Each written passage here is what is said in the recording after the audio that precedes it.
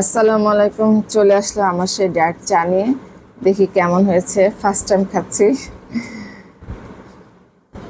এই চায়ে কি দিয়েছি মনে আছে আপনাদের? মৌরি, জিরা, জোয়াইন আর হচ্ছে মেথি। মেথি দিয়ে যে পরিমাণ পানি দিয়েছি তাকে জাল দিয়ে অর্ধেক করে নিয়েছি।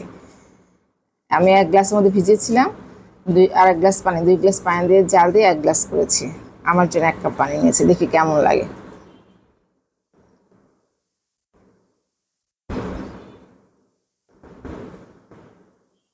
খারাপ লাগছে না, তবে দেখি একটু লেবু দিয়ে দিলে কেমন হয়। যে লেবু রেডি করে গেছি, দেখি লেবু দিয়ে কোনটা টেস্ট বেশি ভালো হয়।